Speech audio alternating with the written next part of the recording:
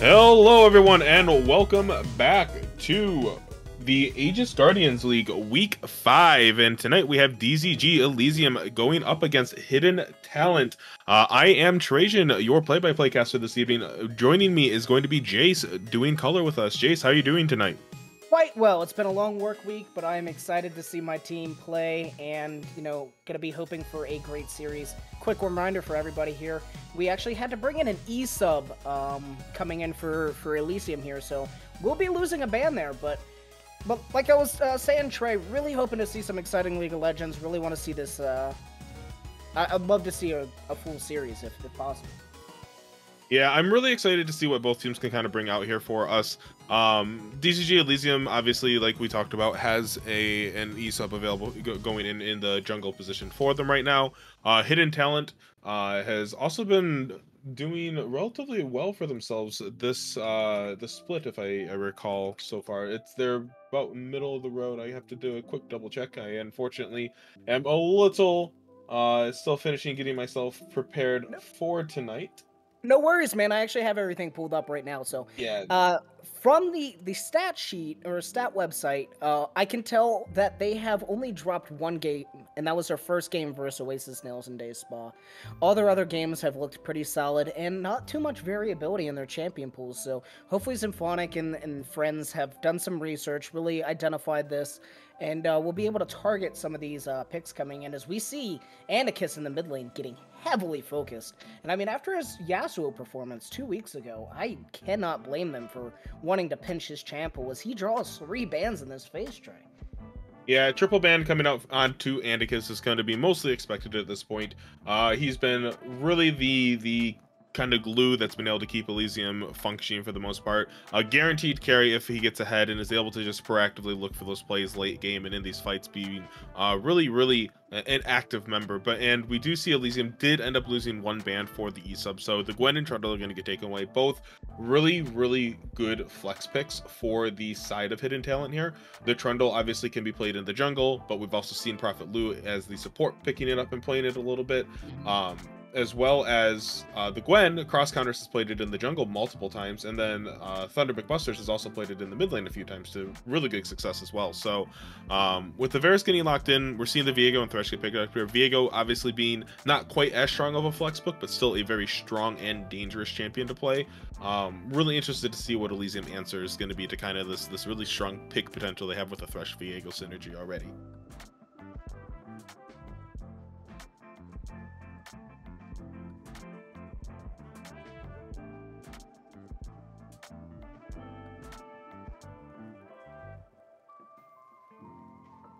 And we can see here the Brahm's going to be hovered and then locked in. Not as super synergistic with Varus. If it's not the on-hit build, you do have the Halo Blades. But what do you think of that, Jace? It does appear that my co-caster is having some technical issues right now, so I will be leading us through the rest of the draft until he can return to us. I am sorry about that. Had a little bit of a drop there. Yep, not a problem. We were talking about some of these picks right now, looking at here. We see the Kayn is going to be the locked in here, so that is going to be a pickup for the jungle. Interested to see how that pick kind of goes, assuming this Viego is going to be in the jungle. What do you make of this so far? I am not entirely sure. Looking back through their history right now, we haven't seen that Viego come in the top lane. We have seen Thunder McBusters pick that up in the mid lane. However, I was looking on a thread the other day, Trey, and I noticed there was a bug going on with Viego right now that if his mist doesn't hit the terrain, then he actually doesn't get any of his bonus stats. I'm not sure if that's been hot fixed, and maybe you've had eyes on that. I haven't really experienced it too much, I'll be honest. And let's be honest, it's Viego. He's just gonna have bugs no matter what stage of the point he's in. It's just the nature of the champion at this point. It is the hidden passive, as we can call it. Certainly, and we do see that Tristana coming in as well, who Animantis has played to really well success in all 3 of his last games. Sorry, Animantis and then Prophet Lu. I'm not sure if he went through a name change. No, I'm kidding. That was a actually position swap. Prophet Lu moved to the support position. Seeing this now, so it seems like their coach must really like this Tristana. They played it to really well success from both Prophet Lu and Animantis. So definitely going to be seeing that be a really strong champion, probably coming in from the side of Hidden Talent here. So Cool. as we see the bands come in, we see that Kane, the Mordekaiser, and the Diana all coming in. And what do you think this last one's going to be, Trey? In terms of just champions of what they're looking to, this signals to me that they're looking to probably play a weak side top lane, so that might be like a Wukong or even just like a Narban. Mhm. Camille would also be a potential one, depending on what Lumo has available to himself. But no, it will be a Vigar. So a champion that Thunderbolt Busters has played to relatively good success. Um, I actually like that ban just because of the aggressiveness that you have with Thresh Tristana. Allows Vigar to get in position to set up a really good cage. And then from there, if anyone gets caught in it from the side of Elysium, they're just kind of dead at that point. There's not much that a Varus or Braum can do to really escape that. Oh, absolutely. And we saw that in the series with DZG Olympus last night. Baby Cage hit somebody, and then that person was just deleted off the face of the map. That champion is insane. We're seeing the set come in, so kind of a weak side top lane, depending on how he wants to go. But I still feel like that champion, even though they have adjusted him a little bit to make him a little bit more balanced in the top lane, still a very strong option with a lot of playmaking potential with that ultimate coming in. So I like the pick, and we kind of see some of the setup here, right? Another two bans coming in targeting Andicus, and they're saving counter pick for their mid laner. So a lot of Hidden Talents draft is so focused on giving their mid laner as many resources as possible, and whether that's to enable Thunderbeak Busters, who has had some stellar performances throughout this series. I'm sorry, throughout the tournament. 6-2, 16-3, 8-1 on so many different champions, just phenomenal KDAs. So whether it's to enable him or to defang Andicus, I'd really like to see. And we see that final pick Shen come out, so DZG here looking like they really want to have a little bit of map focus and then maybe protect, you know, their Varus or their Syndra from the things that may happen. Yeah, so blinding the Shen, which means we ban the Mordekaiser, is putting the Shen into the set is actually fine. That's actually a relatively good matchup for him. With the Syndra lock in here, I would really be surprised to see if Thunder wants to go for something like the Orianna or the Annie that they played last week. But they're gonna just go for a little bit of a trade-off, that tried and true Syndra Orianna lane.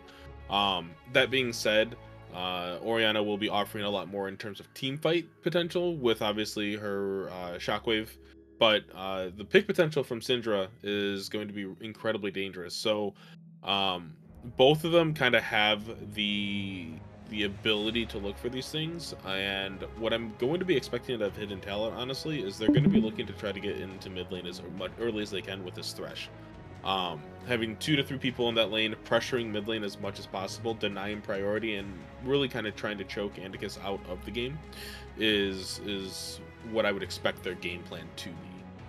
No, it absolutely makes sense. And the Syndra coming in from Andicus here, being matched by that Orianna, I do favor the Syndra. Definitely in the lane phase, not just what they're able to offer later. I think that Syndra definitely still has a little bit of the upper edge in that avenue. One thing that I'm a little concerned about, if I were to be a Hidden Talent fan here, is that Orianna doesn't have the best ball delivery systems in this game, with the exception of handing it off to the Set and Set getting, you know, a great ultimate into the enemy team. Not too many great options. Maybe Viego has decent positioning or you get a good hook. But a lot of the easier ways to get a ball in there just really aren't available for the side of Hidden Talent. So definitely seeing how this ball placement is going to be throughout this game is going to be definitely important for the members of DZG to keep their eyes on, because it's going to have to be a lot more manually positioned.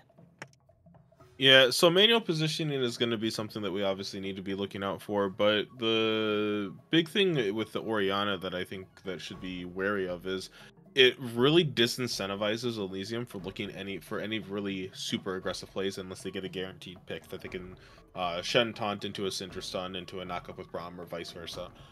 Because if they're not, and they're just kind of looking to try to overforce with the Shen or with this Kayn or Braum too aggressively, they're just going to get punished really heavily for it. Hidden Talent has a lot of really good disengage potential.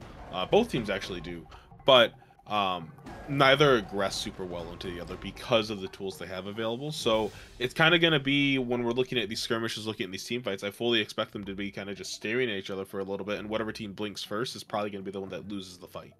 Absolutely. I definitely think we will be seeing some dancing around objectives. And one thing that is kind of an intangible, right? We can't see it in the draft phase. But, you know, we do have silent elements sliding into the jungle position here.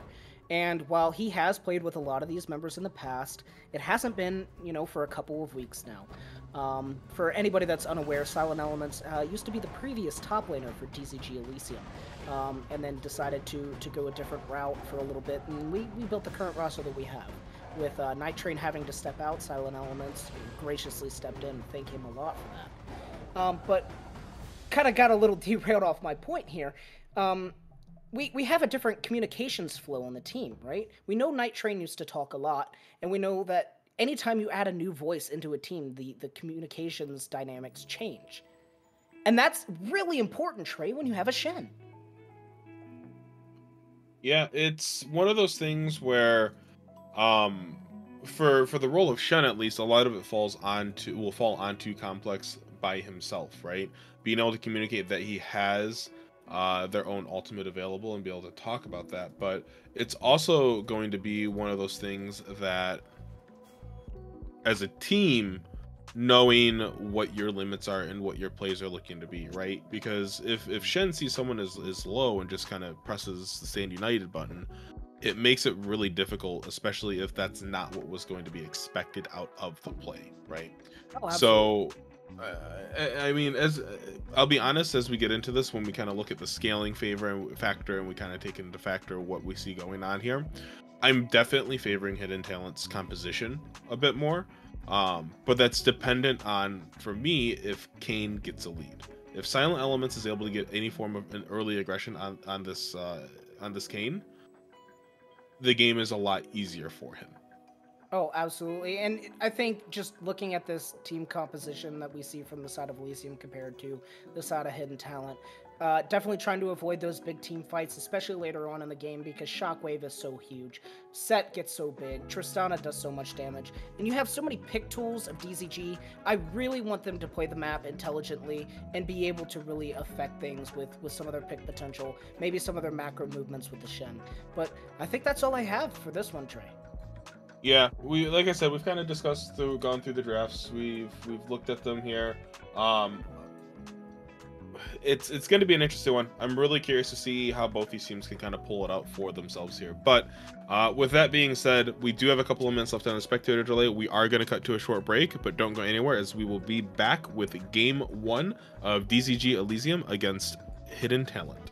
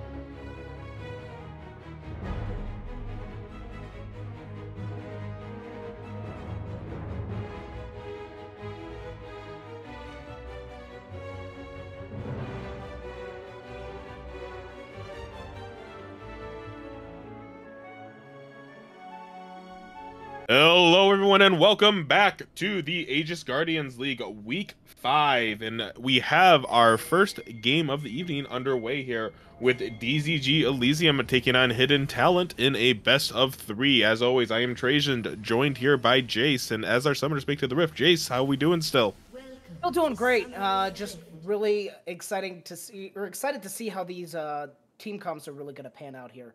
See if Hidden Talent's actually going to be able to bait Elysium into the probably the 5v5 skirmishes that they're really going to want, or maybe if Elysium's able to really maneuver Hidden Talent here into the macro game and utilize the burst and pick tools that they have available to them. I'm surprised to not see any sort of level 1 shenanigans, especially with how strong Braum is for the level 1, but I guess maybe they don't want to index into the Thresh and maybe risk upsetting the game so early on. Yeah, I think it's definitely one of those things where taking the risk of an early invade against a potential Thresh, Tristana, Viego, any form of early snowballing that the side of Hidden Talent can get, they're going to take. So it makes it really difficult and dangerous to do that. And I think for both teams, they recognize that, hey, both teams have a pretty good level 1. It's better to just kind of play it safe and just look for this early game potential, right? Yeah, absolutely, and especially when you're playing with an X Factor, somebody that you're not used to being in your jungle position, it can change things. And, they talk about it a lot on, pro play, that these teams, the pro teams will scrim against one another, and if some bad shenanigans happen in level 1, they just either remake or just forfeit right there. So, it's so true. Such a huge disadvantage in an early phase of the game can make or break it, League of Legends, esports in general is just so interesting, unlike traditional sports, because whereas the game state in other sports, doesn't really change, we were seeing a little bit of trading up there. I don't think anything's going to come of that, but as, those game states can always be reset, right? Like, oh, cool, I'm down a couple points in football. I'll get the ball back and everything's a blank slate, theoretically, right? League of Legends is such a snowbally game that a level 1 instance can just shatter everything. Yeah, it definitely makes things really difficult for both perspectives of the hair, but it's kind of interesting to see what we have going on here. Oh, the bot lane. Prophet Lou just looking a little too close, gonna get set up by the concussive blows, but trade going in the favor of Gopamine and Magfreeze down there. So, interesting enough, we do see Electrocute get procced in the mid lane. Anticus opted to take the Electrocute instead of Phase Rush, while Thunder McBusters opted for the Phase Rush. So, in these trades, if Thunder gets hit by any of these spells or abilities, obviously the trades will be a little bit better, but it's going to be a lot harder for them. Now, we do see an invade here coming up into the topside jungle of Silent Elements on this Kayn. Not going to be able to really do anything. Shen doesn't have priority. We see Silent Elements going to immediately get popped out here. Going to jump into the wall and then immediately come out, but will be losing his blue buff, and importantly, that's going to be a decent amount of XP going over to cross counters.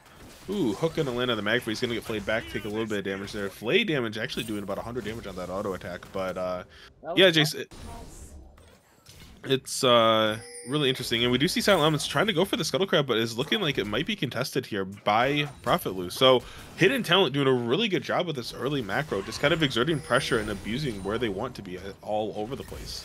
Right, and they found the E-sub of DZG Elysium and said, hey, maybe this is the member we want to pick on. They pulled Uno down, they send Prophet Lou up, they really want to interfere with this Kayn. And Trey, you said it yourself in the pre-game that, you really want to see if this King can get an early lead, and they're trying to choke him out. But no, in the bot lane we saw, Prophet Lou really looking up to step up, get that hook in, and try to get a favorable trade, and it ended up costing him quite a bit. We do now see cross counters coming down here. Trey might get a little bit of action, but he's spotted out on that ward. I think DZG is going to step back, so nothing really going to come of that. And also looking at the mini-map, I think that they brought the Viego down and were able to get the Scuttle there as well. Cross counter. Yeah, and he's going to do a flashlight. He's going to come in here. Magfreeze is going to be the first target available. Lantern's going to be used for a little bit of shielding. We can see a jump going in. Gopamine has the explosive shot on him. Hook is going to come out, land on the Magfreeze first blood. Eve's going to go and be picked up by cross counters. Not going to be able to get the possession. TP coming in here from Complex. Nothing else is going to be picked up here. But first blood, at the end of the day, going to be picked up, going over to cross counters on this Viego, and Animantis is able to completely push this wave in without having to burn their heal. So 3 summoners burnt in the bot lane apiece. Magfree still has their flash available, but Animantis does have heal. So relatively even exchange on that end, but Gopamine was the one who ended up going down, so we'll be losing a decent amount here. Absolutely, and you know that kill going over to the Viego is really going to upset the balance of this game, as we already see Kane getting heavily pressured in the jungle with this, with cross counters being able to invade in the top side. And with a little bit more of that gold income, he's certainly going to be able to keep pressuring that. And you know, DZG just were like, okay, cool, he cleared out the vision, we spotted him, everything's going to be fine. And as soon as they stepped back up, cross counters came back in, and that was a fantastically played gank and decision making there from Hidden Talent, as getting that first blood really does put things in their favor. They opted to not go for the Drake. Instead, they're just going back, getting the gold that they got from that exchange. And, you know, 3 for 3 summoner spells and the bomb left without, or with just flash, definitely spells a lot of trouble for DZG. So we'll see if we're going to get any sort of return gank here with Varus not having those summoner spells available. Yeah, just under a 1,000 gold lead is going to be up here for Hidden Talent. Not necessarily anything huge on the books by any margins, but as we kind of take a look at it, the pressure on the map is going to be really hard to kind of look for here. Silent Elements looking to try to make something happen on this Kane, wanting to try to push through to that Ross form as quickly as possible. And the longer it takes for him to do that, the harder it's going to be. Base form Kane, traditionally very weak past level 3, and it's really hard for that. It's going to immediately get hit by the Umbral, not the Umbral Trespass, excuse me, Lumo. We kind of have a pretty large Haymaker. They're going to be able to dodge most of it. Going to get a stun, but the Showstopper will be coming out, but it won't be enough as Silent Elements dashes away, and the Reaping Slash able to pick up the kill on that. In the meanwhile, bottom lane, Explosive Charge put on the Magfree is going to be jumped forward really aggressively. Animantis is not able to get the reset on that Rocket Jump over, though, so Magfrees will be able to get away safely there, still with Flash intact. Right, and I think that was a little bit of poor optimization by Prophet Lee there. Like, you know Varus is the one without Flash, why are you targeting the bomb? Still has the Flash available, has the Leap available as well, so a very hard to kill target compared to the Varus, but that was a fantastic job by DZG to identify a way to try to recoup some of that disadvantage that they gained earlier. And Anarchus is trading very favorably in this lane. Prophet Lu looking up, but I don't think is going to get anything out of this. DZG do not have the level 6s in the bot lane to fully capitalize on the roam there from Prophet Lu. But we're seeing some interesting itemization choices coming out. I think that the Sheen's pretty typical for the side of cross counters, right? Like Divine Thunder seems to be the new rush for Viego. But the Orianna opting to go really defensively picks up the first Null Magic Mantle. You can tell that they're feeling the results of these trades instead of immediately rushing for that lost chapter. Seeing just a little bit more trading coming out here from Complex. Doing pretty decent, but we're going to see the W. That's a lot of damage. But yeah, that's right. So just the gold is still in the deficit if you're a DZG fan here. They really need to identify ways to stabilize some of these CS disadvantages that are kind of going on in the top lane to equate the gold lead. Yeah, and well, honestly, it's a Shen. Like, it's that lane is very, very difficult for him, even if it is one that he can trade relatively favorably into this set. But we see here, Cross Counters is gonna drop the Herald. That's gonna be first turret going down in favor of Hidden Talent. That turret is low enough, so that's gonna be a massive gold swing here for them. Turret not quite down actually yet. But we see Cross Counters is going to get caught out here. Complex going in for the dash, not going to quite get it. Cross Counters trying to dash away, going to use the Heartbreaker to get over the Umbral Trespass from Silent Elements, get in there. Flash, Reaping Slash will pick up the kill for him. Second kill of the game. Standing Knight is going to come on him, deterring Lumo from doing anything else there. Flash burnt from him. He got on down to actually about half health, but turret did falling for the side of Hidden Talent, and I'll be honest, that is a relatively large amount of gold that went over to them. But at the end of the day, if Complex is able to effectively navigate his wave management, he can just freeze a wave there and slow push it out for the rest of the game. And now Hidden Talent can't do anything. Flay is going to come up from Prophet Lu, going to see a couple concussive blows, another hook going to just go a little wild, but Magfreeze takes the Ignite down, so that it will be a summoner advantage for the favor of DZG Elysium in the bot lane. And just like that, you can kind of see the gold lead blew up by about 1,000 gold in favor of Hidden Talent, but DZG is not out of the running yet. They're still looking to be impactful on this map. One thing to consider here is that you would expect Silent Elements to not be able to take a step into that topside jungle, as we might have a little bit of something cheeky here. If that hook connects, it might be trouble for Magfreeze. Not going to be looked for, actually, but, you know, you would figure that you know, Silent Elements wouldn't have access to this top lane jungle. He's already been kind of pressured out already by Lumo and cross counters, and now with this tower not really offering the degree of safety, and if the Shen ever has to kind of be pushed in a little bit, it's gonna take a little bit more time to respond. Shen doesn't have the teleport available because of the play on the bot side he tried responding to. We see a flash.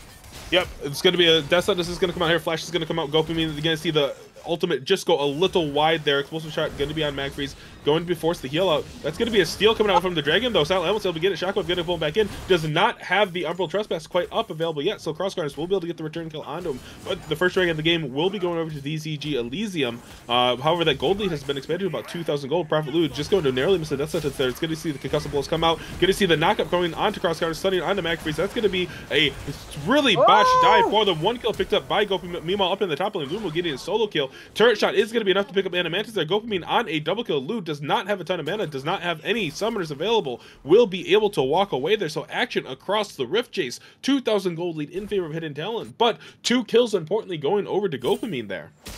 So yeah, Gopamine and Magfreeze played that, I think, as about as well as they could. They looked for the concussive blows passive, really tried to line them up to make sure they could get cross counters down, and then turn around and tried to deny Animantis when Animantis went in. Unfortunately, we did see in the top lane that Lumo was able to take down Complex on that 1v1, and kind of like you talked about, Complex really needed the proper wave management to be able to freeze things and then kind of wait for a Stand United or Teleport to really be available. We're seeing a little bit more trading here now was Kayn onto Lumo. Yeah, Umbral Trespass is going to be used, getting incredibly low. Stand United is not quite yet available there, so Silent Elements using the blue smite to get a little bit of extra damage. Ruby Slash in there to pick him up another kill, his third of the game. This Kayn is starting to get a lot of momentum rolling for himself. Has a CS advantage over cross counters, has a gold advantage now, actually. Well, sorry, not quite a gold advantage since he didn't get any plates, but is relatively even with those 3 kills in his pocket. Who should have the Gorgringer finished, and it should be very close to hitting that form. And I would assume it's going to be Ross, has only been really hitting melee champions this game so far. And absolutely, it's been mostly onto Lumo, mostly onto cross counters. He really hasn't come bot very often, or at all, actually. But, you know, DCG isn't ahead in the gold lead, but you're not seeing the gold lead when you're playing. You're getting a lot of these moral victories, right? As we see a hook come out. Yeah, another flame Smokescreen is going to be used on there. It's going to be the knockup from Magfree. Going to be just going a little bit wide. Gopamine getting incredible low. Double box going to get transferred over to Animantis. You can see the Stand United coming in just a little too late. Box is going to be there from a pretty big slow. However, Prophet Lou does not have any way out. Silent Elements picking up his 4th kill of the game now. And you can see there that he does have the Ross form, is fully enabled, and this Kayn is starting to do a lot of work for DZG Elysium. Absolutely, and you said it. This is what you wanted, Trey. You wanted to see the Kayn get ahead. Silent Elements has been in the right spot at the right time, not necessarily to turn things around in the team's favor before things kind of go bad, but he's there to make sure he plays cleanup crew. And with a lot of this gold going on to him, the side of DZG really need to understand that, say, hey, look, Silent Elements is ahead. You know, we need to play around him and look for him to be able to do the things that we want to do. And his only death really came for him getting another one of those moral victories that I talked about. So yeah, top lane, they lost first tower, but they were able to get the kill in the jungle, and that feels good, right? Yes, Silent Elements died in the Dragon Pit, but he got the steal. That feels good. You're not in the game seeing this gold lead. You are in the game, you're getting these moral victories, and I think that speaks volumes, especially at this elo. Now, as long as DZG has a clear head, always seeing faction here. Is in danger, though. That's going to be a quick solo kill going over there, as we do see the Shockwave is going to be enough. Silent Elements going to be able to get the knockup. Ruby Slash coming out, going to see the Umbral Trespass coming out through their shield, and the Dark Passage is enough to keep Thunderbolt Busters alive. And now Silent Elements is on the wrong side of the jungle, going to get stunned up here by cross counters. Prophet Lou going to try to do what he can. Stun is going to be there, knockup is there. However, he's going to be able to get the hook off. The Silent Elements looking to try to finish off the kill on Thunder, but the Heartbreaker and an auto attack is going to be enough for cross counters to pick up the kill on to Kayn. And Prophet Lou was just a textbook, right place, right time. He was there throughout the Lantern. Gave, I think, honestly, I might have to go back and look at it, but Thunderbolt Busters the shield that they needed to be able to survive that. I think without that shield from the Lantern, and of course the pullback on it, it would have been a very, we see a little bit of action here now. Hook comes out. Yeah, Hook is going to land on the Complex. Lumo does have the showstopper available. Is he going to use the Facebreaker coming in? Not going to be quite a stun yet. Box is going to really slow him down. Tribreaker really just throwing him back, and there is the showstopper. Complex has no way out, and the Facebreaker is going to be there to just pick up another clean kill. Complex 0 and 2 on this Shen so far, really getting punished for overstepping in ways that his team just can't respond to right now. And maybe once again, we talked about it in the game, a little bit of that communication breakdown, right? Prophet Lou has been all over the map, and maybe it hasn't been communicated, maybe it has, right? He made a huge impact in the mid lane, getting the save on the Orianna, and then he made a huge play up top, getting the kill on Complex. Prophet Lou is doing a lot of work for his team to kind of make up for, you know, the disadvantages they've got with this Kayn stepping up massively. And, you know, it's such an X factor for hidden talent, and we're talking about somebody that's role swapped. So fantastic performance here from Prophet Lou, and I definitely want to keep my eyes on them as we go through the series. But it looks like Infernal Drake is the play. You know, we're really out of the laning phase, and this is the dance I think that you were talking about earlier as we see Hook come out. Yeah, Stay Night is going to come in here onto Silent Helm. It's going to immediately get Buster shot away. Meanwhile, Prophet Lewis on the wrong side of the Rift. Anticus hitting the blast plant to try to do it, but he's going to get Flash, 2-person flight in there. Glacier Fisher going to come out, going to get a 2-man knockoff. Going to see a huge stun coming up, but Heartbreaker is going to be over there, and you see a massive set Facebreaker coming in, and this fight is all over as Hidden Talent is able to 1 for 4 in a clean sweep of DZG, and Crosscurrents is not done yet. Gonna go through the wall, flashing up onto Gopimi. Heartbreaker coming out, and Gopimi can only do nothing as he just watches his health bar completely vanish as he's sent back to the gray screen for the 3rd time this game. Right, and the set was huge, but that shockwave was massive as well, just doing so much work. And it's, you know, once again, we talked about this. If whoever blinks first, or whoever makes the first play to really effective play rather, is going to be the ones that come out on top. And Prophet Lou, once again on this Thresh, saying, you know what, I'm going for it. Flashes in, didn't look that clean at the beginning, but his team was able to follow up and really get the damage layer down. Everything looked fine for DZG, everything looked fine, and then Shockwave and Settle came out, and my damn, those health bars just evaporated on the side of DZG Elysium. Now we have 1 Drake for 1, and that gold lead, Trey, we're sitting at 7,000. Yeah, and well, we kind of talked about it, Jace, right? Like, both teams, whatever team blinks first is going to be the one that loses. However, when the entire team of DZG Elysium is clumped up and is getting pincered in a perfect fashion, it just doesn't matter. The death sentence is going to land on from Prophet Lou onto the blue buffs. Silent Elements will smite it away at 20 HP. But in that last fight, they were grouped up. They had the perfect pincer from Hidden Talent, and they just got completely destroyed, and all because they weren't able to really burst down a single target. They got pushed into a wall on that side of pit and were thoroughly punished for it without being able to really move or execute anything. Absolutely. And then one thing that, you know, you did mention, we really want to highlight again, Animantis making the split decision call to Buster shot the Shen ulted target away to really deny the pick that I think DZG was looking for there was fantastically played. And I'm not sure if the chains from the Varus really hit in that last play either. I've got to go back and look, but, you know, Gopamine just needs to buckle down a little bit, making sure that he's hitting those Varus ultimates. But even if it did hit, I don't think it would have mattered too much in that fight, because that clumping factor. DZG need to sit down, say, hey, how did we lose that? And the answer should be obvious as we see another death sentence come out on a buff. Yep. Oh, that's going to be a root landing up here on to Prophet Lou's going to get stunned, going to get knocked up, and the kill will be going over to Gopamine here. Meanwhile, Complex trying to do what he can, going to taunt Lumo, get him away. They're going to use the Spirit's Refuge to block the punches from this man who just wants to keep punching the world down with his fists. But kill going back over to DZG Elysium here. So they're not done. They're not done fighting yet. There's still breath in this team, and they want to come out swinging. Certainly. And, you know, Prophet Lou has been doing a lot of great things, but that was a little bit of an overstep. Yeah, you almost got the blue buff, you almost got the red buff, but this time it cost Prophet Lou his life. So maybe Prophet Lou just give up on the buffs, look for roaming into lanes. That seemed to be a better strategy there for you. As quick item check, we have 4 completed mythics for the side of DZG. Shen opting for the standard Sunfire, Gore Drinker for the Kayn, Ludens, and the Dustblade coming out for the Varus and Syndra and Varus respectively. So not really seeing anything too crazy. Leandri's for the side of the Orianna. Maybe she really wants to nuke down the Shen and Braum potentially with a little bit of that burn. But yeah, nothing too crazy coming out. We're seeing a lot of those completed mythics, and on the side of Grievous Wounds, it looks like we're just sitting here with the Thresh and the Shen having those items available for them. Yeah, it's getting to a point here where Elysium's just getting choked out of the game here. You can see Silent Elements has his jungle completely warded up. His camps are getting taken at a really rapid rate, not doing a whole lot on this map right now, and that's just because the other members from Hidden Talent are so far ahead.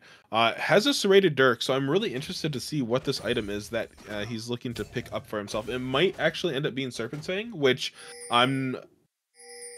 think I'm fine with. I would like to see a Black Cleaver or Sterix gauge instead, I believe, but I understand the reasoning behind that. But for DZG right now, they need to really just try to find a way to get the Syndra to 2 items, right? She has tier, has the Ludens, but until you're a 2-tier or 2-item Syndra, you really don't do a whole lot of damage. That Seraph's Embrace is a huge spike for you. And we've really seen it. Like, we talked about it once again in the pregame that, you know, they really want to either empower Thunder McBusters or defang Andicus, and I think both of these things have happened. While Andicus hasn't been too far in the CS department down, he was solo killed out, and the damage just hasn't been effective. As we see another flash hook.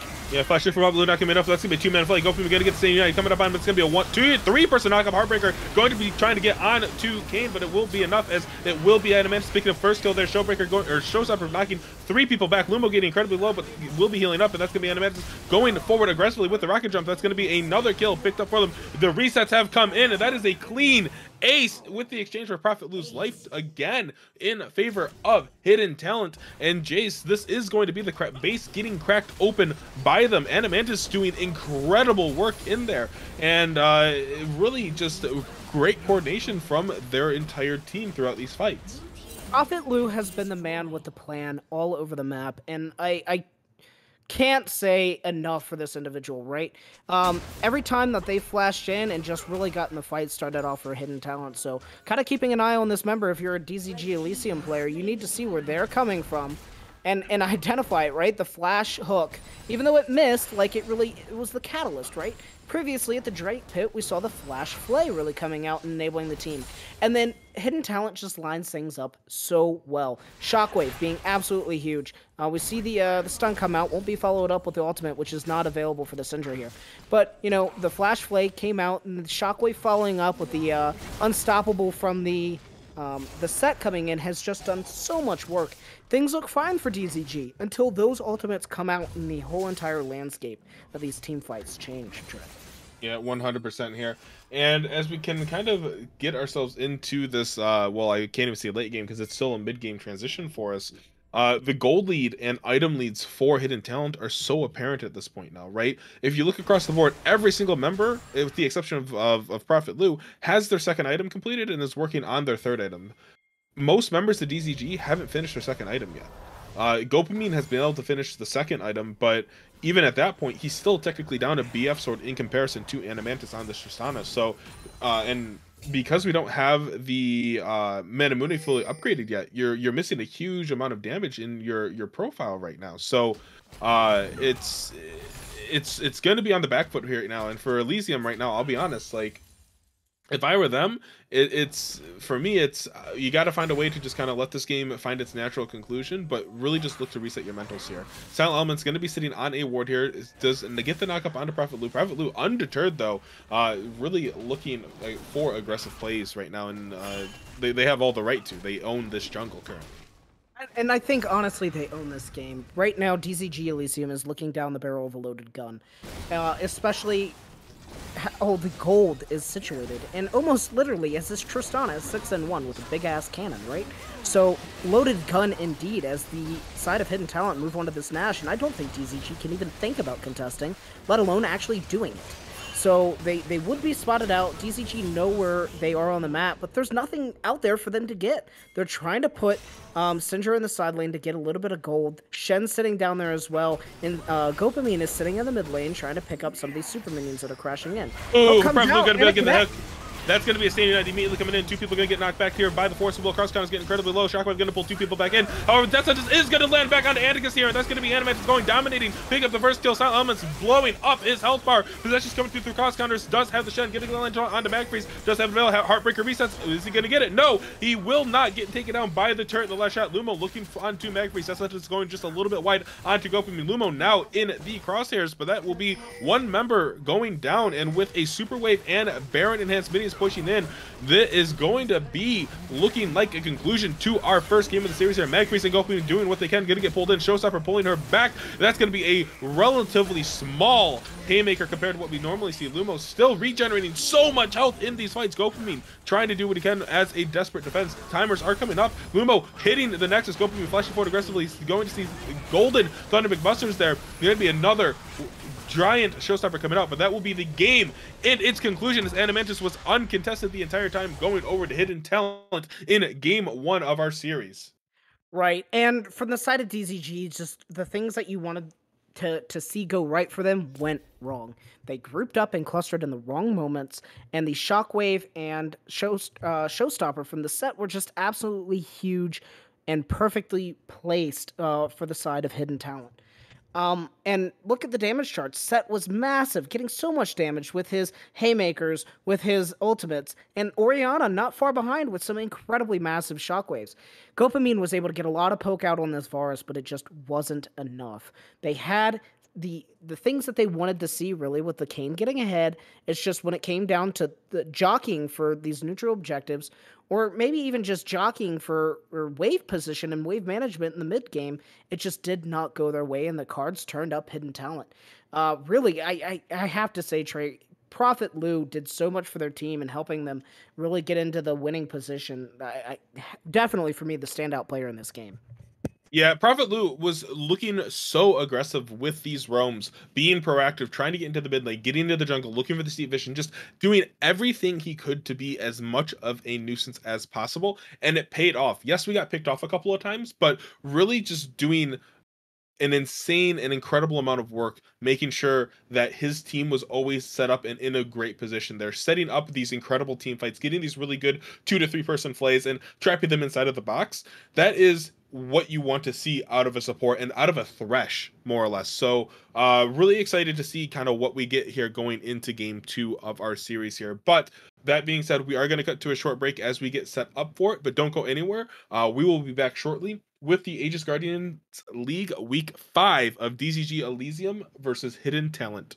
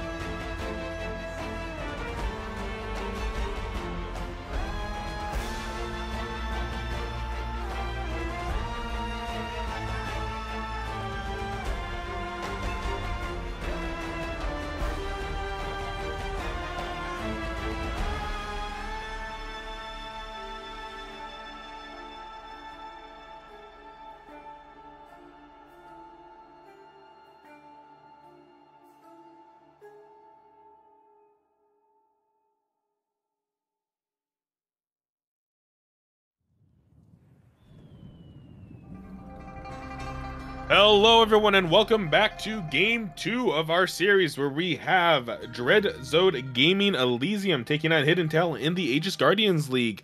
In game 1 we saw a really dominating performance coming out from Hidden Talent, just kind of crushing each of their lanes, being really aggressive and proactive plays and forcing some really great team fights in favor for them here.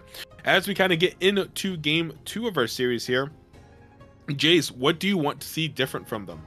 I would love to see from Elysium a either mentality change or draft change, right? If you're looking for team fights, take more team fighting team comp, right? Maybe a Malphite, maybe something like a Victor, right? Where you can, instead of burst a target, you can layer, some crowd control more effectively, sweep some lasers across the team, maybe send some all-in engage tools. But don't take a pick comp / skirmish comp and try to team fight with it. Because if you take that into an Orianna and a set, you saw what happened.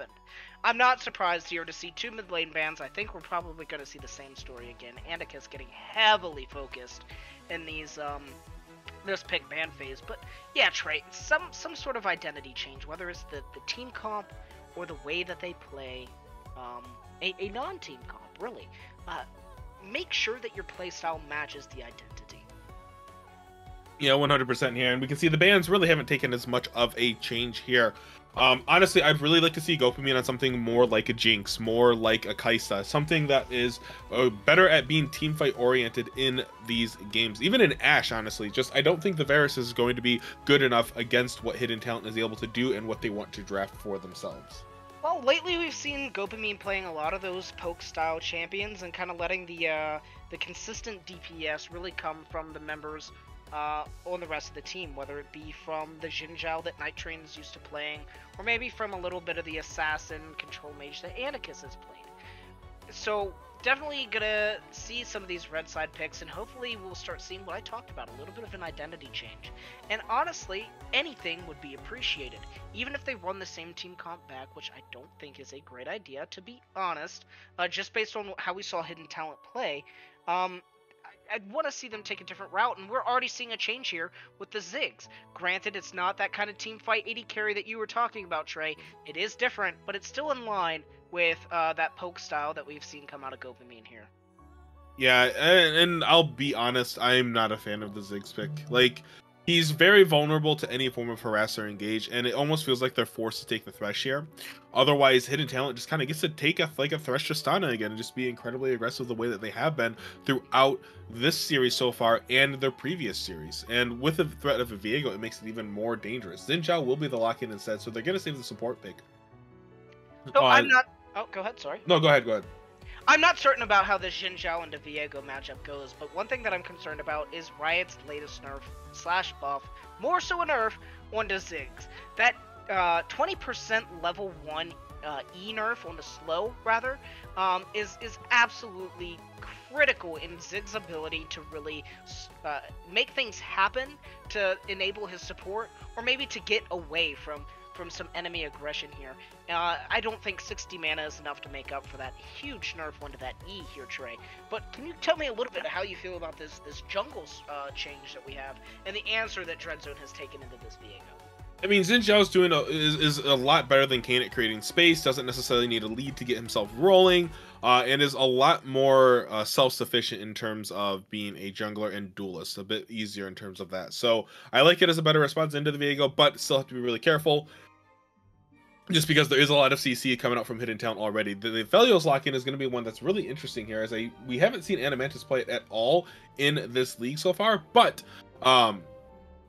he's been kind of climbing up that win rate. He's been getting buffed over and over. Is really just a huge force to be reckoned with right now, and it is really, really interesting. I'm interested to see how it goes here, but we do see the R3 Yone coming out here for the side of Elysium. Just kind of, they need to pick up Andicus' champion here. They're going to be able to ban out some of the counters here, potentially the Orianna, potentially a Syndra from the side for the side of Hidden Talent, but I'm really curious to see what direction they want to go with the rest of this fight. So far, I like this draft a lot more than their previous one. Oh, absolutely. You're putting Anarchist on something that can make the game atmosphere just feel completely different than a Syndra can. And I love this draft style. It is my go-to preferred red side draft style. You pick either jungle, support, 80, I don't care, whichever, the first two, and then you pick a solo laner, protect it with bans, pick up whatever of those three I didn't mention on your R4, and then you get the dual lane counter pick or dual lane protection here on your solo laners, and I just love that mentality, and I think it was such a smart move by Symphonic to identify, hey, well, we're probably going to be looking down the barrel of 2 more mid lane bans, so let's go ahead and get Yone here, get something good for Andicus that he's going to feel dominant on, and then protect it with bans. I'd really be interested. Yep, there it is, another mid lane ban, taking away that Orianna. So really changing the dynamic of the map, not giving access to hidden talent for so many of those teamfight tools that they had previously. That is still available for them. But like I said, I haven't been keeping a close eye on the meta here, but a good Aphelios versus a bad Aphelios is a night and day difference, Trey. But another thing that really makes Aphelios super effective is his team's responsiveness to his communications, right? So if Animantis, who has been here with the team for quite a while now, is able to effectively communicate that he has the right guns and the right windows to really make things happen, then that could spell trouble for DZG. But on the flip side of that coin, if they fight with suboptimal guns, then it's DZG's fight to win. Yeah, well, it's, I mean, yes and no. The thing with Aphelios right now is that his weapon combinations are very, very strong, just because of, one, the items he's able to build, but two, because he has a lot of lethality being offloaded because of the buffs he's been getting, so he just scales incredibly well into the late game here.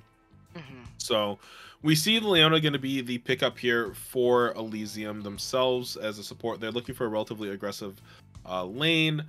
In terms of bot lane pressure, so I do like that they're matching aggressiveness with aggressiveness, but it's going to be up to Magfreeze to see if they can really kind of get onto this Aphelios before he can be a really large menace. And honestly, early in lane, they probably just want to kill the Nautilus. But Camille is going to be the lock-in here for them for their top lane.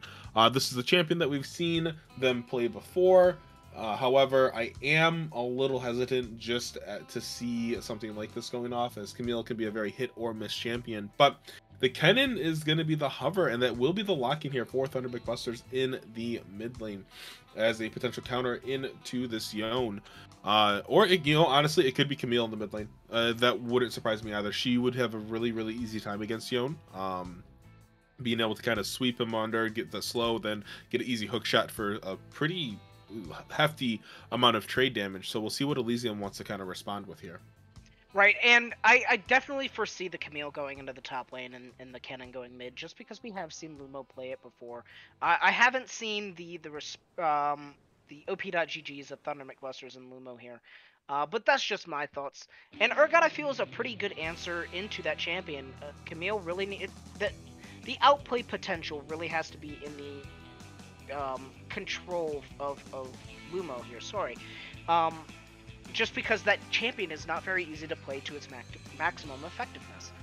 I feel like Kennen is a great response into the Yone, is able to get those stuns off and negate a lot of what Yone wants to do, and definitely still gives that team fighting prowess over to the side of hidden talent if executed properly, and gets the right angles and everything else off. But kind of going back to this Leona pick is where I really wanted to focus, and in my brain, right, I think DZG is really saying here, hey, look, if Prophet, you want to roam? Cool. We have a little bit more aggression in our pocket to be able to say, oh, your support's gone? Alright, it's time to play Animantis. But the problem with that is, I don't know if the Ziggs is going to be able to be the most effective person to really capitalize on that, instead of a more traditional AD carry pick. So it's going to be kind of entertaining to keep our eye on that situation and see what DZG wants to do whenever Prophet Lu pops up somewhere else. Or maybe Prophet Lu just wants to stick around in this lane and try to win that 2v2, Trey. Yeah, we'll have to see. Now, something that's different about this draft as opposed to their game one draft too, to take into consideration, is that they have damage profiles in pretty much every lane, right? They have the Yone in mid lane, they have the Urgot in the top lane, and then they have the Ziggs in the bot lane, and then in the jungle they have the Xin Zhao. So every champion on their team is going to be doing damage and has the ability to do it, and it's going to make it a lot easier in these team fights if they kind of get into these really scrappy fights, right? It's not going to be we're all just going to die a single time because none of us really do anything at a given point, unless the conditions are perfect. So as we look at this, I do like the draft out of them a bit more. That being said, I think Okay, it is Kennen top. I was right. Wow. It's going Okay. to be Camille mid. Yeah, the Camille pick into the Yone here is absolutely massive. It is really, really hard for Yone to breathe in this lane. So Silent Elements is going to have to do a really good job of trying to get Andicus ahead here, because if he doesn't, this Camille's just going to take over the game. Yeah, it's definitely going to be interesting to see Thunder McBusters piloting this Camille. It's a harder to execute champion. You really need to be on top of either A, waiting for that second use of the Q, or B, listening for that audio hit to get that timing. So watching anybody pilot this champion, especially in this elo, is super hit or miss, like you were saying. So I'd be very interested to keep my close eyes on Thunder McBusters. But one thing that we can consider is they might role swap, they might lane swap, they might even just play a mental game at the last second. But no, I think that you're probably right, and they're going to be taking Thunder McBusters on this Camille into the Yone. So, yeah, I don't have any more words other than I'm super interested to watch that really unfold here, Trey. Yeah, it's going to be a relatively difficult matchup. If Thunder McBusters wants to be really, really cheesy, they can actually go press the attack in this matchup. I don't think they will, just because Conqueror is such a better late game scaling rune for them. But if they really want to try to punish Andicus early, that's what they're looking for. But the other thing too is, with a lot of Camille players, like, because she has the hookshot and even the Hextech ultimatum for herself, which is a wide variety of movement abilities, would be very, very surprised if we didn't see a TP and an ignite coming out from her. So that's going to be another added layer for mid lane that's going to be very dangerous. See, I don't necessarily think we might get the fleet foot, or I'm sorry, not the fleet footwork, the press the attack. I think Grasp of the Undying might be actually more likely, just to give that sustain / trading windows with Yone, since she is in that melee versus melee matchup here. Wouldn't want the fleet footwork for the sustain because it's just not optimal, and you're not in a range versus melee matchup. So I don't know. I've been wrong already once, so maybe I just have to open mouth and start foot again as we wait to see that summoner spell selection. But I think a Grasp of the Undying might be the play here for that Camille. Yeah, we'll have to see. But yeah, this game for DZG Elysium is going to live or die but through their solo lanes. If Kennen and Camille are allowed to get leads, the game is essentially going to be unwinnable for them.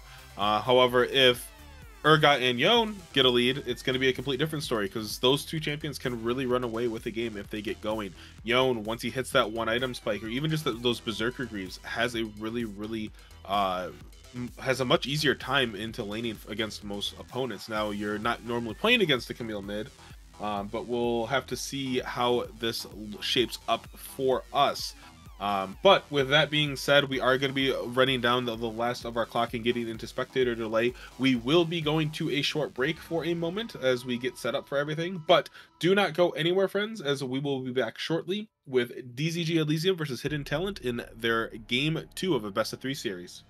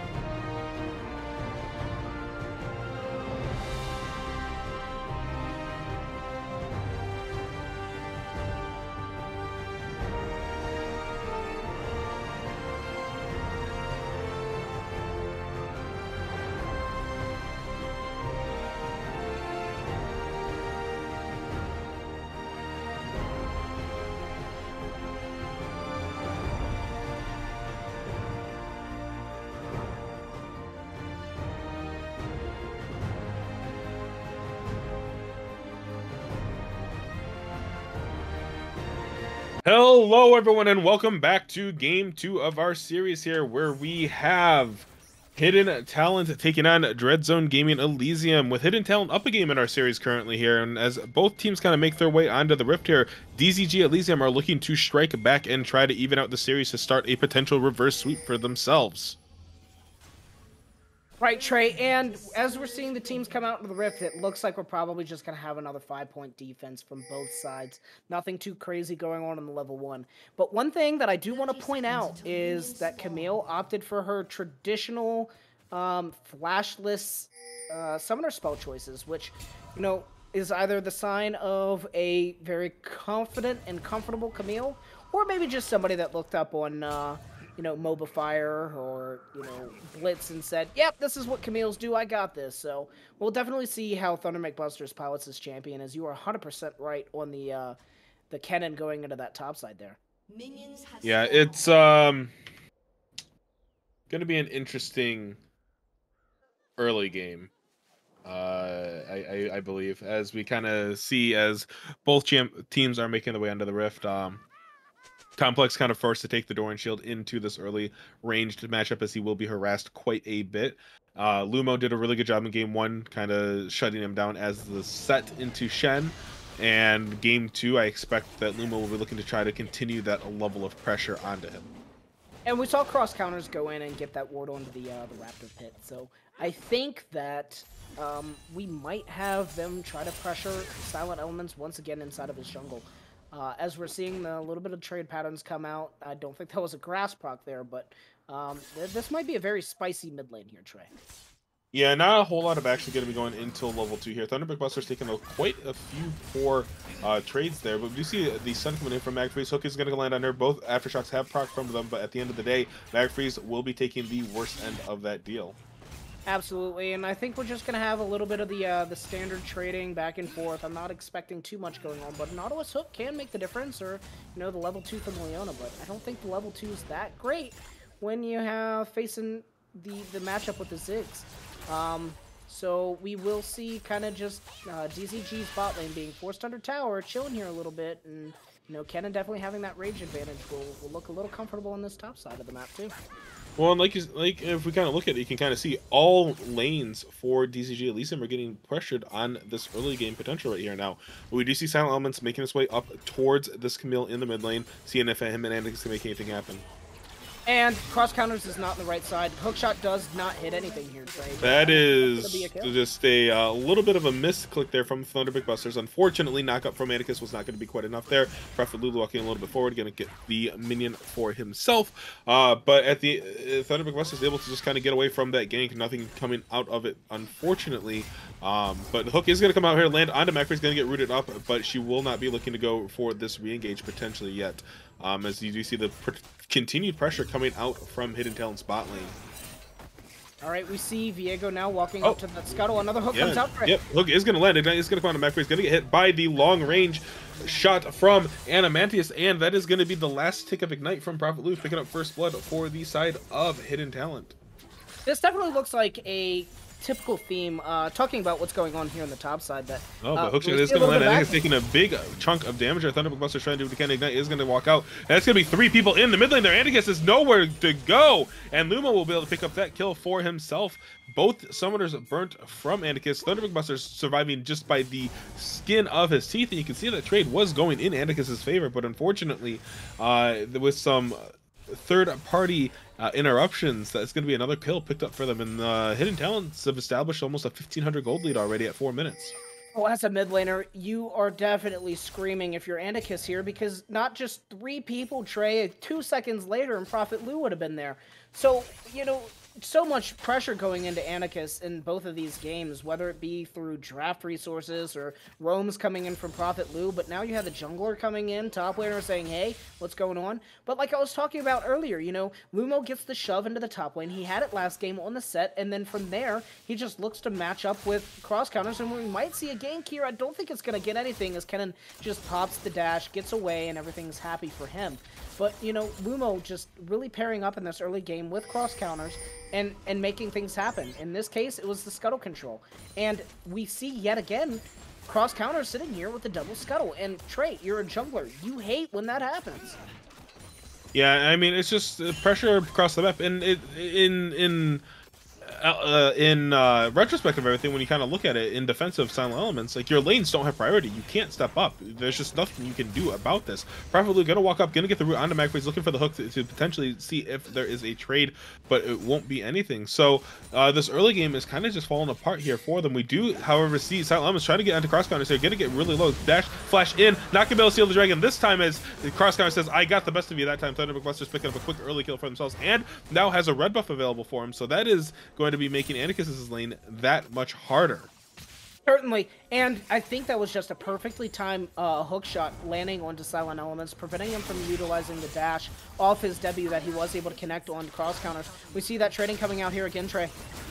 Yeah, but Hook is going to land here on the Magpie. It's going to get knocked away. Animantis not able to fully complete it. Gopim going to get rooted up. Xenoblade just going to come out a little bit short from Magpie. Double root landing, perfectly taking a couple of turrets. Flash, seeing the flash out of Gopim as he tries to get away from range. Animantis is getting incredibly low, but it will be a flash for a heal in the bot lane. And if the Ignite coming up for Prophet Lu very shortly here, I would not be surprised to see something else potentially going down here. But Silent Elements looking for something. Xenoblade is going to go in and stunning up onto Prophet Lu. Does not have the flash available. He is burning. Has the Ignite ticked down him. Silent Elements going on to Animantis now. Going to get rooted up. That's going to be a knockback from Gopami with his Essential Charge, and he'll be picking up a quick kill for himself now. So DZG finally gets themselves on the board. There is a almost 2,000 gold lead for Hidden Talent, but with that kill, that does give Gopamine a lot of breathing room now. We've seen Gopamine play this Ziggs to a lot of success in the past. His damage charts have just been absolutely insane. And personally, I'm hoping that he's still able to perform even despite that nerf on the Hextech minefield there. So he's definitely throwing his abilities out, clearing that wave, and it looks like they want to reset here and capitalize on a little bit of that gold that they just got here.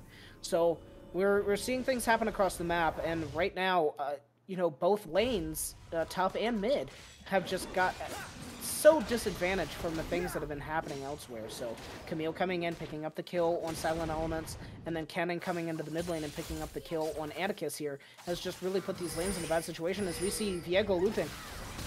Yeah, and that's going to be a quick stun coming up from Complex Build, knock one person back, and then see the Maelstrom coming down, but the Heartbreaker is going to be there. Luma will get the final hit on it. That's another kill picked up for him, 2-0 on this Kennen.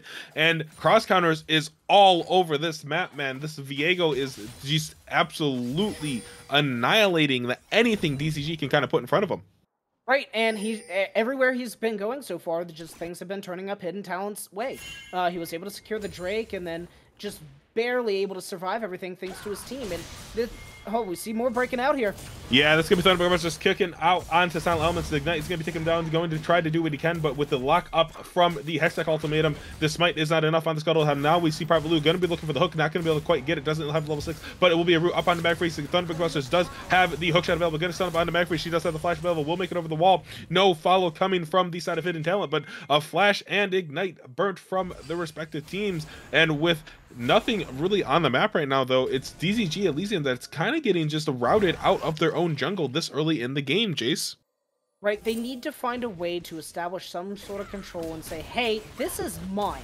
And right now, nothing is theirs, as just across the map, top, bot, wherever you look, things are just not going in their way. Camille, 2 levels up on Silent Elements in that exchange. You expect nothing but that fight to go in the manner that it did. The Drake, spawning here in 2 minutes, and I think we're probably going to see a lot of action around that Trey. As, you know, DZG, I think they just want to farm up. They just want to say, hey, well, let's slow the tempo of this game here a little bit, because Camille's 2-0, Cannon's 2-0, and these solo laners are probably not having the best of times. So right now, they just really need to find a way to establish something, Trey. Anything.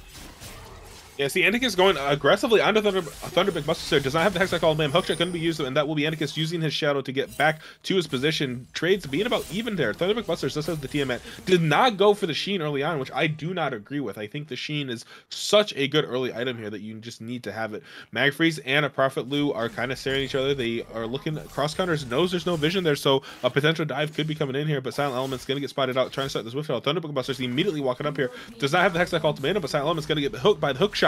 Just doing what he can to try to get away. Gonna get knocked up here by Thunderbolt Busters. Meanwhile, in the bot lane, we do see some action coming out. Hook and ultimate laning out onto McFreeze, getting incredible Xenoblade aggressively forward. Private Blue going to pick up the first kill. And he gets going down to the Maelstrom, and that's going to be Heartbreaker coming out. Silent Element's going to get picked off now. Dash going forward onto Complex, going to get slowed by the Wind Becomes Lightning, going to get knocked up, and that's going to be another kill picked up here. 2 kills for the Viego, 1 kill for the Nautilus, and everything is coming up for Hidden Talent in game 2 of our series here, Jace. And I was going to talk about it, but I didn't get the time because immediately as I was about to make the point, Trey, exactly what I was going to say happened. You know, you talked about the itemization coming out here for the Camille, and I 100% agree. I think that Sheen is such an effective item for this champion to have, increases the damage output massively. But that's not what this Camille has been doing.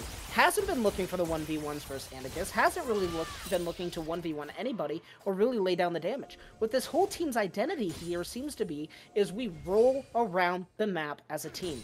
Camille's getting these pushes in the lane, and with that push from the Tiamat was able to just go up and see, you know, Silent Elements trying to take that Herald and just picked him out. We saw, like, both Camille's kills in this game have been roaming around looking for things to happen. The team comes to the Camille goes to the team, and it's been working as their identity.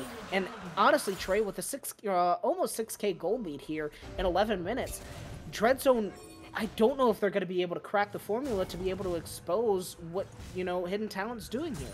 Because Hidden Talent's not giving them any sort of windows of opportunity. As once again, we see somebody coming to Thunder McBusters. Prophet Lou waiting in the wings. Like, this is what this team wants to do, and they're doing it damn well, Trey.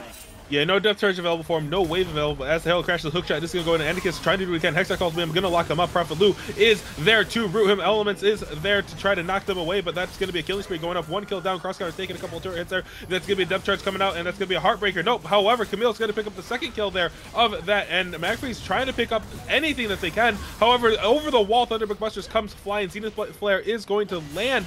Thunder McBusters is getting really low. Heartbreaker going to get on top of McFreeze there. She's going to drop. Going to see the Complex's ultimate just go completely downtown, missing everything. Thunder getting really low on this Camille. Complex now trying to go onto Leona here, going to turn back into Viego, getting a little bit low here. Both team members are going to jump onto him. The Heartbreaker reset coming through. Cross counters is not done yet. Is looking for Gopami. Does have the Heart Seeker. Going to dash forward. Going to slow with the Heart Seeker and or Heartbreaker. And that's going to be a double kill again for the Viego. Going to be 4 kills over the course of that, going in favor of Hidden Talent here. And now with the mid turret down, this game is theirs for the taking, Jace. Oh, 100%. And Hanamansis didn't even feel the need to walk away from that. He's like, okay, team's got it. And I'm just going to keep smacking this tower, getting so much gold that he might have lost. Now we see getting back there. Silent Elements is still getting real low. Hook is going to get rooted up. And he's going to try to get the kill, but it won't be enough as the reset does come in for this cross counters. The Viego is back on the map. Heartbreaker coming back through. McFree's getting really low. Double kill picking up for Lou. Double hooks, double kill. This Nautilus is doing so much work. Prophet Lou been all over the map. Hidden Talent is just simply out macroing DZG Elysium. I can't even get my points in. Things are just happening so fast, and they're all in favor of Hidden Talent. They are taking an absolute crushing grip on this game here, Trey. And one of the things that I was looking at is DZG absolutely had the chance to win that fight in that bot lane jungle once, you know, Magfreeze and Gopamine were able to rotate in. But the problem was, Gopamine could not step up because he did not feel comfortable with the lack of vision. He knew the Camille was still around, didn't see that the Camille actually went into a more defensive position, and you saw him check one of the bushes with the bouncing bomb. We're going to see more here. Oh, Silent Elements is trying to get on top of Blue here. Does have the Maelstrom available. That's going to be a depth charge coming out. Going to be stunned, knocked up, stunned, rooted, knocked up again, and Thunder McBusters be able to use the sweeping leg to pick up another kill. 6-0 on this Camille, and the tier 2 is under siege. Complex, the risk at getting dove right here, gonna try to do what he can. Immediately gonna get knocked into the Hextech ultimate. Miss Flash isn't gonna do anything, and that's gonna be godlike going on. Thunder McBusters here does have the Divine Sunder doing an insane amount of damage on this Camille. Anybody will tell you that supports are undervalued, but anybody with eyes can see that Prophet Lou is just all over this map, this game and last game. DZG were like, hey, well, Kennon's overextended, we can get a pick here, maybe get the shutdown gold, get back into it, and out pops a frickin' Nautilus all the way in the top lane, tier 2 tower. Prophet Lou was there in the mid lane when that fight went disastrously wrong for Dreadzone. And sitting at 4-2 on this Nautilus, those swiftness boots just taking him all across this map rather expeditiously, as Andicus is maybe looking in to do something here, takes the clone right back. But Trey, like, Hidden Talent has this formula down to a T. They find ways that they're able to get the leads in their lane, the CS wave leads, right? And they're just rotating, and they're just not being punished for it at all. And I don't think right now Dreadzone has any of the resources that they need to be able to punish this. And I can only imagine the frustration right now on Dreadzone Elysium right now, because it almost feels like Hidden Talent has a 6-man on their team. Yeah, it's really unfortunate with how this game has kind of started to pan out for ourselves in favor for DZG Elysium at least. But it's one of those things where you kind of look at it, and what Hidden Talent has been really doing effectively is for the first 4 levels of the game, they just shove waves into their laners because they know and are confident enough to be able to do that, to get the priority to look for these really early roams. And they came into this game with a game plan: shut down Andicus, make sure that he's not relevant, and the rest of the team will follow. And they have executed that plan flawlessly.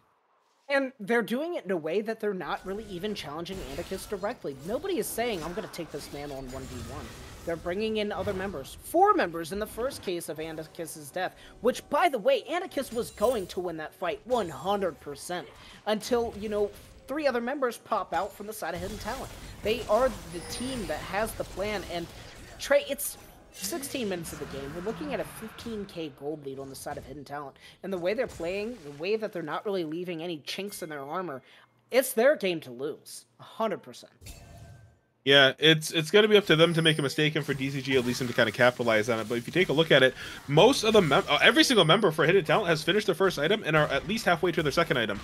No one on the side, with the exception of Gokumin, has actually finished it. That's going to be a huge ultimate coming out here from Animantis. It's going to be rooted up on the back. He's going to see the Heartbreaker coming out from Crosscars, trying to get back on. The Maelstrom coming up. Complex is going to be locked up by the X-Stack. Ultimatum and Giant Elements trying to get away, but this is just going to be an absolute slaughter. 1 kill might go over here. Crosscars will fall mid-possession to the red buff, and that's Andicus trying to do what he can. Going to get on top of Thunderbolt Buster's going to be able to pick that up here. Getting a couple of huge shutdowns for himself, so DZG Elysium showing signs of life, punishing an overstep from Hidden Talent, and that is what they need to continue to do if they want to have any hope of coming back into this game. Certainly, and you said it yourself, it's up to Hidden Talent to make mistakes, and I think the mistake there definitely needs to be plural, right? They need to make a string of them for the comeback to be possible for Elysium, and that was string number 1. If we're gonna see that web occur, right? They overstayed. They wanted the stat check. They said, hey, we're super strong right now. We know we have that gold lead. They might not know the exact valuation, but they knew the items. They hit tab and they said, oh, hell yeah, we got this. And they take a very sloppy dive. And a lot of that shutdown gold going over to Andicus might be the that life that you were talking about for Dreadzone to show and maybe get back into this game train. Yeah, we'll have to see, though. But if we can take a look, Cross Counters is up, starting that second herald of the game. Prophet Loose still on the map, just looking to be an absolute menace in the jungle of DZG Elysium here. With that second herald falling down in favor of Hidden Talent here shortly, it will be Baron spawning in less than 2 minutes, and Hidden Talent can kind of just take it uncontested if they want to try to go for it. So we'll see what they want to play for as we transition into what is now our mid-game, Jace. That was just early game. We're finally getting into mid-game here. When you said that the Herald was the next target for Hidden Talent, I was like, wait a second. Just looking at the map state, you expect the Nash to be on the cards, right? Like, it's just massive, the lead that Hidden Talent and pressure Hidden Talent was able to generate in such a short time frame. And now we see the just a little bit of a trade coming out, nothing going too crazy, but you look at the map state too, you have, what is that, 5 towers? Silent Elements is going to try to go back in here. Prophet Lou is going to be caught up, but the South Charge is going to knock him away to safety. So that was just a little bit of a misstep there from DCG Elysium, trying to look for a proactive play, but the side of Hidden Talent so far ahead, I don't know if you can even look for those kinds of plays, I'll be honest. Oh, I agree. I think that if they're not fighting under the tower, the conditions just aren't right for them to really be able to win this fight. I think they need to take a fight in the base, if anything. But yeah, we're going to see the Herald popped here. I was about to say it. And I think this is going to be the base popping, and this is going to have to be a fight from the side of Elysium. We're looking for the posturing right now as they do get the crash in from the tower. They're looking now onto the next... Yeah, Thunderbolt Buster's trying to get in there with an aggressive hookshot, but they're just going to look to try to crack the inhibitor right here from them. Herald will end up falling, and that's just going to be free gold now for Elysium, but at the cost of a potential Baron Nashor that will be spawning here in 20 seconds. Sorry, I misspoke. I meant to say inhib, but absolutely. And, you know, one of the things that we always talk about with the coach is, hey, don't crack an inhib unless you want to end the game, right? Or really, really pressure something and take something. And I think that Hidden Talent is absolutely looking to hit the gas pedal. You saw them trying to do it earlier in that mid lane play. It didn't work out for them, but I think they're going to pressure for this Nash and try to end this game. Their timestamp, I think, should honestly be within the next 4 minutes here, Trey. Yeah, we'll have to see as multiple members of Hidden Talent have reset to kind of purchase items there. Aphelios now on 2 full items, Renown's Hurricane, and does have the shield bow completed. But meanwhile, you look at the Viego, has the Blade of the Root King, does have the Divine Sunder, and Thunder McBuster's on this Camille. Titanic Hydra and Divine Sunder. This Camille does so much damage and is able to tank so much damage from the side of DZG Elysium. It's going to be really hard to just kind of kill her. Lumo, one of the remaining members who has decided to stay on the map, Dragon, is going to be spawning here in the next 40 seconds. Prophet Lu on the bot side of the map, so really interesting play from Hidden Talent here. I'm really unsure as to why they're not just trying to force the Baron at this point, but we'll have to see what they want to look for as this next few minutes unfold. I do think it is a little bit of a misoptimization in the macro here from Hidden Talent, right? They're kind of waiting for this Drake. Maybe they're splitting the map a little bit. Like, not really seeing too much here. We do see a couple members of Hidden Talent on the bot side that have a little bit of an angle on Anarchist, but not really because he's Yone, right? 200 years of game design. Fantastic. But yeah, it looks like they're really posturing around this Drake. I guess they want a little bit more ultimate cooldown as Thunder McBusters is just kind of looking at the face of 3 members of DZG and not really giving 2 shits about it. Drake will fall. Maybe Nash is the next thing on the table for them, as we're just kind of seeing a little bit of a lull state. Trading come out here. Complex, yeah, Thunder McBuster's looking for an aggressive hookshot into. They're going to get slowed by Complex. Silent Element's going to be able to tag him, going to jump onto him, going to try to do what they can to knock him up. But the hookshot immediately going to go back in, chunking Silent Element's down to half health. 2 ultimates going to be used there from DZG Elysium. Both the Solar Flare and the Mega Death or Super Mega Bomb, I don't remember. But Complex is going to get jumped on here. Immediately going to get through Thunder because back in to see the Hextech let him come out. And that's going to be one dead Crab God as we see him being possessed by cross counters, one of his multiple possessions throughout the game. Flashing from Anarchist, going to be aggressively going to go in onto Aphelios here. Animantis trying to do what he can, going to see the locket pop, trying to keep him alive. Anarchist seeing what he can do, going to get chunked incredibly low now. Lumo on the flank does not have the Maelstrom available to himself. Magfreeze going to zone him off with the Ignite and the Solar Flare. But meanwhile, up in the top lane, Thunder McBuster and cross counters just don't care. They are taking the rest of the base of DZG Elysium. Hidden Talent saying, we don't need Baron Nashor. We can take your base without it, and we're going to prove it. And they're absolutely doing that. Thunder McBusters was able to get so much by just dancing around with the hookshot there, getting the ultimate out of, Dopamine and Magfreeze. And then the rest of the team is saying, okay, cool, without those ultimates, can you really contest us? And they say, no, absolutely not. And their ultimates are a little bit of a shorter cooldown with 2 Drakes, and they got triple inhib, and now they're just backing out, and maybe might look to either go back in again. Complex just goes a little too far forward, has to flash try to get out. That's going to be cross counters coming in, trying to get that Heartbreaker is there to get the reset. Prophet Lu looking incredibly low. Silent Elements using what he can to try to create as much space as he can. Magfree's getting really low now as well, and Amantis is going to be able to pick her up. Prophet Lu will eventually fall. Anarchist is going to go down. What's on a killing spree button is now back onto the gray screen, and that is going to be the base crack. Gopami going to get the Heartbreaker dropped down with cross counters. A little bit of misplay, going to get knocked back. However, Lumo is going to be able to get satcheled into the fountain. Gopamine picking up another kill for himself, but TP's coming in. That's going to be a 3rd kill picked up. That's going to be a TP expended. Thunderbuster's getting on top of Gopamine, going to be put into the fountain. Satchel Charge going to blow Gopamine back away from his fountain. However, Animantis does have optimal weapons, is going to be able to close this out, and that is going to be our series going 2-0 over in favor of Hidden Talent. Right, Trey, and Hidden Talent played this series in just a crushing fashion. Their map rotations were just so frustrating to deal with if you were on the side of Elysium, right? Prophet Lu all over the map. Lumo coming in to support the jungler and really pressure silent elements of the jungle, and everywhere you looked, the members of Elysium weren't properly postured to be able to assist silent elements in his jungle or what he wanted to do, whether it was get scuttle crabs or even take his buffs in some points. Prophet Lu just coming in every single moment when things looked to go DZG's way, and you just saw that, whether it was a tower dive in the mid lane or maybe a pick that DZG wanted to look for in the top lane, Prophet Lu was there. This team played in a way with their macro and team rotations that you just don't see in most gold teams, if any, Trey. Yeah, I mean, it's just a level of coordination that is incredibly high to see from even in higher elos. The level of coordination and rotations that both teams had, that Hidden Talent expressed in game 1 and 2, was astounding. They performed and played the map very very well. They went into this game with a game plan. They stuck to the game plan and were able to kind of just push their aggressiveness to the point where they knew they could punish mistakes and were able to take advantage of that throughout the game. But oddly enough, as you take a look at the damage to champions, so you do see Gopamine topping the damage charts, doing an insane amount on this Ziggs. So it's a champion he's comfortable on and does do quite well. But unfortunately, when the entire enemy team gets as far ahead as they do, that just really doesn't mean anything.